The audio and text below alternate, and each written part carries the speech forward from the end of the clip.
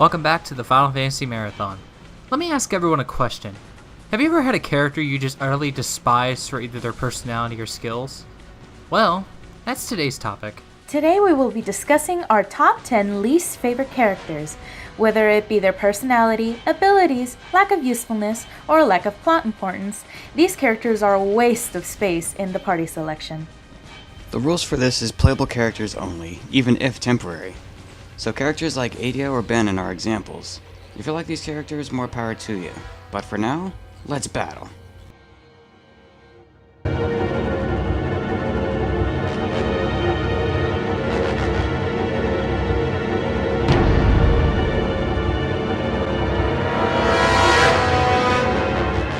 Time to get the 7 fanboys angry.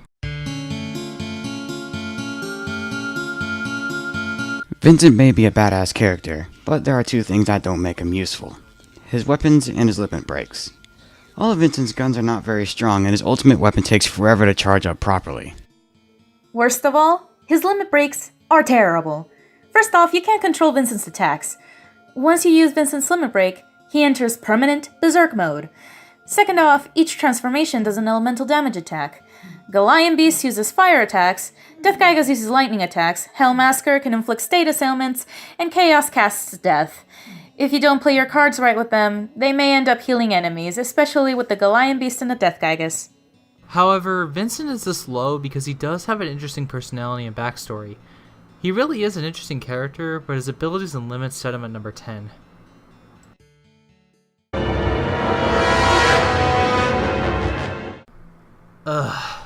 Cypher. Cypher is probably the worst character in Final Fantasy VIII. His personality is so annoying. He's cocky, arrogant, and reckless. I mean, if Rinoa even leaves you because you're such a douche, then you clearly have a problem. Cypher is such a bully, even bullying Zell at a young age. He even sees himself as the rival to Squall. I mean, he is the reason Squall has a slash across his face, and even before being controlled by Adia, he still has the time to rub it in Squall's face how much better he is! However, two things keep him from going higher. For one, his abilities are actually pretty good. Cypher wields the Hyperion, a type of gunblade, and just like with Squall, hitting R1 during an attack will give 50% more damage. His limit break called No Mercy is a fantastic limit break for when you have him. The other thing keeping Cypher any higher is, well, he kinda changed after Ultimisha's defeat. In the ending cinematic, Cypher is seen fishing, laughing with his buddies Fujin and Raijin. You can tell that Cypher let go of the hatred he once had. But Cypher's personality beforehand is what makes him so low on the list, especially in Kingdom Hearts 2.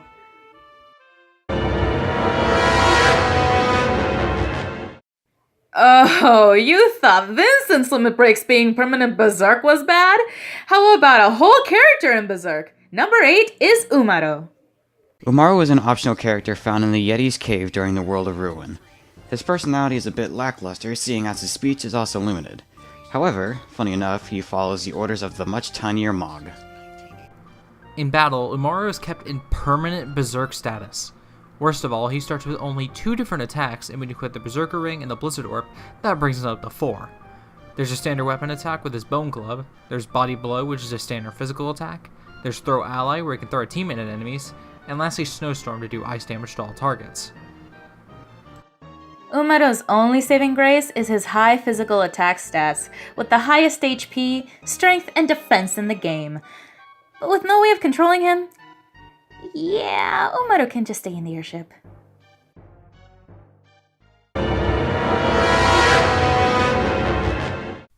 Honestly, choosing between a bad character and 9 is really hard. There really are no terrible characters in 9. So instead, we're going with the one we rarely use. Number 7 is Kina. Kina is a genderless member of the Q tribe, a race of creatures known for odd eating habits, their long tongue, and poor grammar skills. Kina joins the party to go around the world and eat new things. Kina's personality, while charming, is a bit underwhelming. There's really no shown character development compared to others. Kina's such a carefree soul that there's nothing to work off of, especially seeing as Kina never gets depressed like other characters. In battle, Kina is a blue mage. It eats enemies when they're under 25% health, and then she learns a new ability. Some of the abilities it can learn are really useful, like the staples White Wind and Mighty Guard. But the game exclusives are really good too, such as Angel Snack and Auto Life. But again, as we mentioned in the Job Classes video, these blue magic spells are time consuming to learn. When she's under trance, Kina's Eat becomes Cook, which raises the health range to 50%.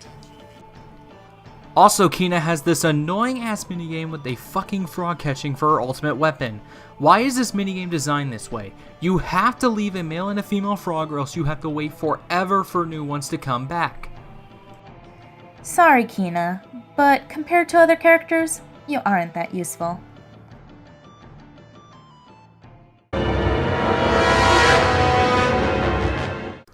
I hate this bastard. Ladies and gentlemen, meet Kate Sith, a giant remote control cat on a plush Moogle, working as a fortune teller in the Gold Saucer. Kate Sith, however, is not actually a toy. It is in fact being controlled by a member of Shinra named Reeve Tuatsi. However, Reeve still tags along with the party, seeing as he knows it's for good intentions. Kate Sith is loud, obnoxious, and fun-loving, but that's a bit of a charming touch to a toy after all. All Kate Sith wants is fun, and he's a great character. Gameplay, however. Kate Sith's weapons and limit breaks are utter garbage. The megaphones he equips do mediocre damage, especially his ultimate weapon, HP Shout, which does more damage based on Kate Sith's HP. And considering Kate Sith has low HP growth, this weapon blows. But worst is his limit breaks. His first one being Dice does a random number of damage based on the numbers of the die added together, multiplied by 100.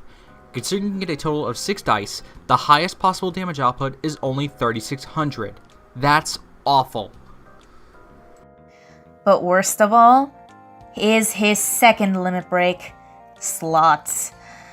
This isn't the first time that they appear, seeing as Zetzer from 6 used them. But in that game, they were no harmful effects for not matching the right slots.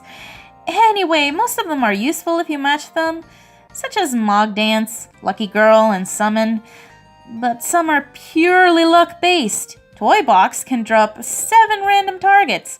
Falling Rocks, Icicles, Weight, Hammer, Fat Chocobo, Hell House, and the strongest being Meteorites. But again, it's random. But that's not the worst of it.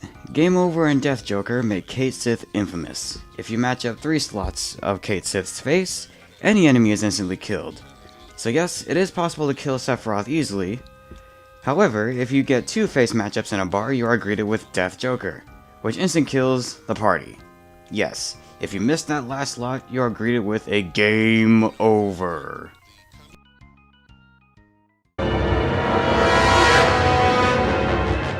For number 5, all I have to say is one word. Hornless. Kimahri is a member of the Ronso tribe, a race of bluish beasts with giant horns. Kimahri was ridiculed for his small stature and broken horn by tribesmates Biron and Yankee. Kimahri fled Mount Gagazet after his horn was broken and eventually became Yuna's guardian. Even after the incident, Kimahri rarely speaks. And even then, he only speaks with the ones he trusts and respects. Kimahri is such an interesting character, but that's as much as we like about him. Kimahri is a mixture of a blue mage and a dragoon. Kimahri's main ability is Lancet, which allows him to draw enemies' abilities.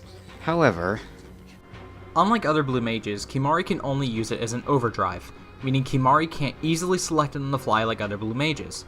Sure, Quistis from 8 had the same problem, but the difference there was Quistis had some really powerful blue magic. Kimahri only has a few, and even then, Riku can outbeat what he does. Need White Wind? An Ultra Potion will do just fine. Mighty Guard? Nah, Hyper Mighty G is much better. Stone Breath? Petrify Grenade.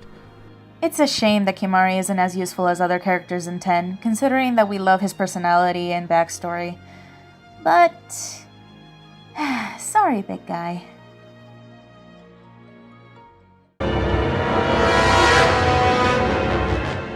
Sarah! Ladies and gentlemen, meet Snow Villiers, the worst playable character in Final Fantasy XIII. Trust me, as much as I wanted to put Douchebag Pope on here, I had to keep it to playable characters, and Snow is easily the worst. Snow is after his fiancée Sarah, who also happens to be Lightning's sister. After Sarah is turned into a lassie, his only hope is to bring her back. Sounds sweet, right? Well, it would be if Snow wasn't an idiot. Snow doesn't think before he acts. He tends to go with his gut instincts and usually results with the worst results. It also doesn't help that Snow is so douchey that he gives Gary Oak a run for his money. Our biggest example was the issues between him and Hope. I mean, look at this death stare the kid is giving him. Snow's only redeeming factor is his gameplay. Snow is a natural commando, ravager, and sentinel. His commando abilities hit hard, his ice attacks at Ravager do great damage, and he's probably the best sentinel in the game with Fang close behind.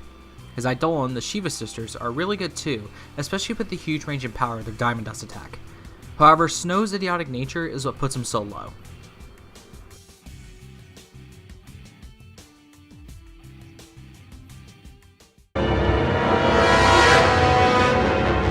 You spoony bard! Edward is the Prince of Damsian, but instead of being interested in being a king, he's more interested in music, so he travels the world disguised as a bard. During his travels, he fell in love with a girl named Anna, who happens to be Tella's daughter. However, after Golbez attacks Damsian Castle, Anna, with her dying breath, asks Edward to help Cecile and the party from Golbez. Edward is a complete coward, and shows only one scene of his personality changing. One.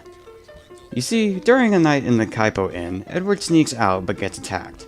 During the fight, Anna's spirit tells Edward to be strong for him, and he does. But he still ends up being cowardly. It's wasted character development. I mean, Rydia's fear of fire was better developed. Edward is without a doubt the worst character in terms of gameplay.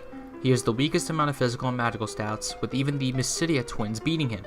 He can use his song abilities to inflict status ailments on enemies, but I rarely find it handy, and also a hide function, which Edward will cower away and dodge hits, but you're technically down one party member until he gets back.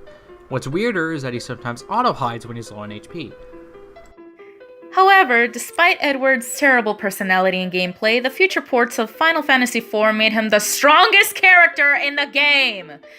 In the extra dungeons, once Edward reaches level 70 and gets Loki's loot, his stats skyrocket and become the most powerful character in the entire party, even beating Cecile, Kain, and Cid. Nonetheless, Edward in the earlier ports of 4 was just a wasted slot.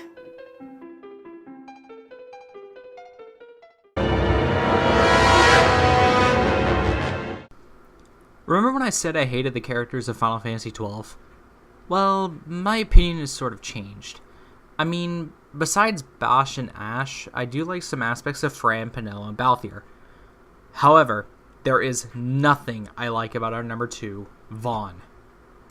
Vaughn works as Miguel's assistant, doing his jobs, while also pickpocketing Arcadian soldiers to take back what's Dalmasca's. He dreams of being a sky pirate, and sure he finally gets the chance, by complete coincidence. Vaughn does absolutely nothing in terms of story, nothing in terms of character development. Why is he here? Doesn't help that also Vaughn's personality is freaking annoying.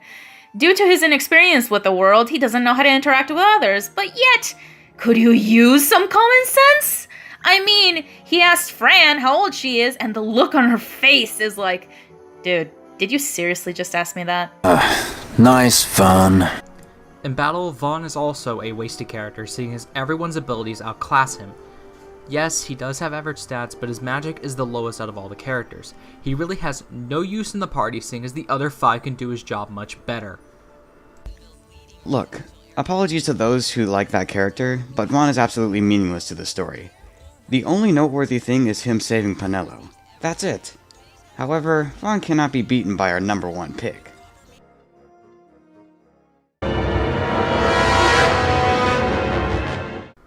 Imagine Edward from Final Fantasy IV, except with no super huge buffs with higher levels. You get Gordon from Final Fantasy II. Gordon, just like Edward, is a total coward, even leaving his own brother Scott out to die during the assault on Finn. As such, Gordon self-loathes himself for his actions. Not to mention both him and Scott loved Princess Hilda. So, yeah, way to mooch off of him, Dick. Gordon has little to no plot importance, as well as with him only being useful for guarding Hilda. And even then, he can't even do that right. Come on now. Like other characters in 2, Gordon levels up similarly in stats, but with him increasing the slowest of the characters, not to mention he's a temporary character, he's utterly useless in battle. There's really nothing to say. I mean, Edward was a coward and was weak, but at least he showed signs of strength the further you played. Gordon has nothing! Nothing! And that's why he's our pick for number 1 least favorite Final Fantasy character. I'm Kavansi. I am Divine Platinum 97. I'm Payday, and stay tuned for the finale of the Final Fantasy Marathon. Vaughn does absolutely nothing in terms of story. Nothing in terms of character development. Why is he here? What the? I think I just broke something. Oh my god! Oh, I just broke something legit. Oh man. Fuck you, Vaughn.